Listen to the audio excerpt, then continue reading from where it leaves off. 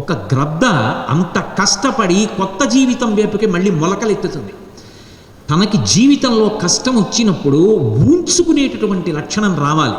మనకి కావ్యాలు పురాణాలు అన్నీ అందుకే వచ్చాయి. ధర్మరాజు గారు పడిన కష్టాల కన్నా కష్టాలు పడిన వాళ్ళు ఉంటారా? అయినా ధర్మాన్ని విడిచిపెట్టలేదు.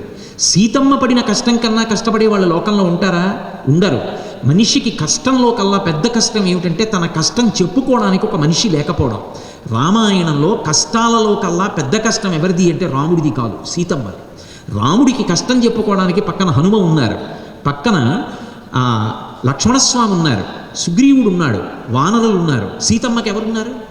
కష్టం చెప్పుకోవడానికి కూడా లేరు. అయినా సరే ఆమె తన ప్రాణములను నిలబెట్టుకొని రామచంద్రమూర్తి సరసన చేరి ఆయనకి పట్టమహిషిగా ఆయన యొక్క సంతానాన్ని ఆయనకి ఇచ్చి ఆయన వంశాన్ని నిలబెట్టిందా లేదా? అంటే ఎంత కష్టాలలో ఉన్నవాళ్ళు కూడా తట్టుకుని నిలబడిన వాడెవరో వాడే లోకమునందు పూజింపబడిన వాడు అవుతాడు.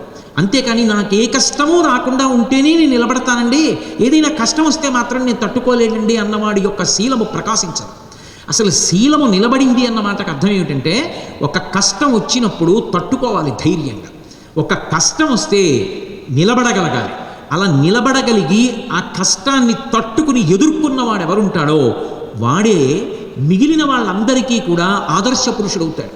ఒక కష్టాన్ని చూసేటప్పటికి మృత్పిండం అయ్యాడు అనుకోండి, మట్టి ముద్ద కింద పడింది అనుకోండి, ఇక లేవదు, అంతే, నేలను అంటుకుపోతుంది. అదొక బంతి అనుకోండి, కింద పడితే పైకి లేస్తుంది. మనిషి జీవితంలో బంతి కావాలి తప్ప ఎన్నడూ కూడా మృత్పిండం కాకూడదు. అనేక సవాళ్ళు వస్తాయి.